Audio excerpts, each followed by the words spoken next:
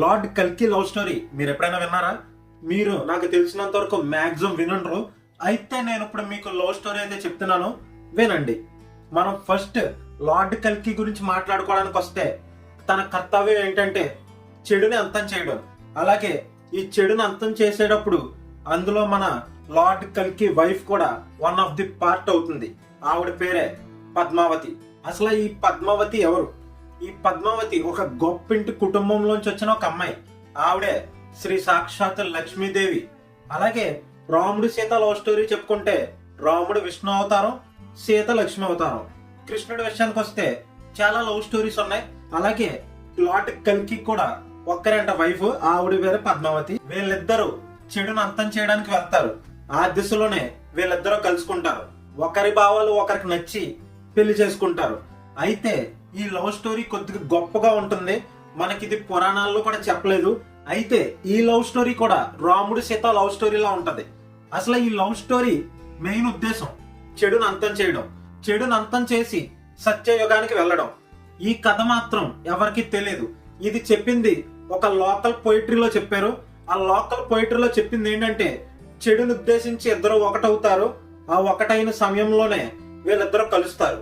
ఈ కలవడం మధ్యలో వాళ్ళిద్దరి మధ్య ప్రేమ చిగురిస్తుంది. ఆ ప్రేమే దాంపత్య బంధానికి దారి తీస్తుంది.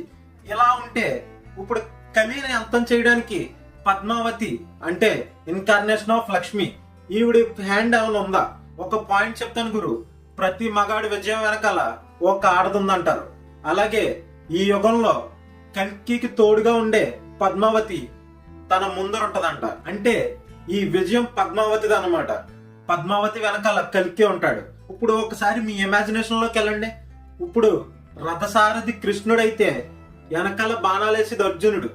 అయితే ఇప్పుడు ఎలా కాదు, రథసారథి మన పద్మావతి అంటే లక్ష్మి, వెనకాల బాణాలు వేసేది కల్కి. ఈ పాయింట్ లో మీరు తెలుసుకోవాల్సిన విషయం ఏంటంటే ఈ లవ్ స్టోరీ చాలా గొప్పగా ఉంటుందంట. సత్యయుగానికి కూడా ఈ లవ్ స్టోరీ ఒక ప్రముఖమైన పాఠం కింద ఉంటదంట. అలాగే మహావిష్ణు అవతారం లార్డ్ కల్కి తన కర్తవ్యాన్ని నిర్వర్తించేటప్పుడు పద్మావతి చాలా హెల్ప్ చేస్తుందంట. వీళ్ళిద్దరూ చాలా ఫైట్స్ లో పాల్గొంటారంట. ఈ ఫైట్ కూడా చెడును అంతం చేయడానికే వీళ్ళిద్దరూ పూనుకుంటారు. పూనుకున్నప్పుడే జరుగుతుంది లవ్ స్టోరీ. ఈ లవ్ స్టోరీ యొక్క ముఖ్య ఉద్దేశం ఏంటంటే చుట్టూ ఉన్న వాళ్ళకి ప్రేమ పంచండి. ఇదే అన్నమాట. ఈ వీడియో 2 minutes లో చెప్పడానికి చెప్తున్నాను. మీకు కూడా ఏదో ఒక లవ్ స్టోరీ ఉంటది కదా, మీ లవ్ స్టోరీ నాకు డిఎం చేయండి. డిఎం చేస్తే రేపు కూడా మీ లవ్ స్టోరీ నా యూట్యూబ్ ఛానల్లో వస్తుంది. ఉంటాను. జై హింద్.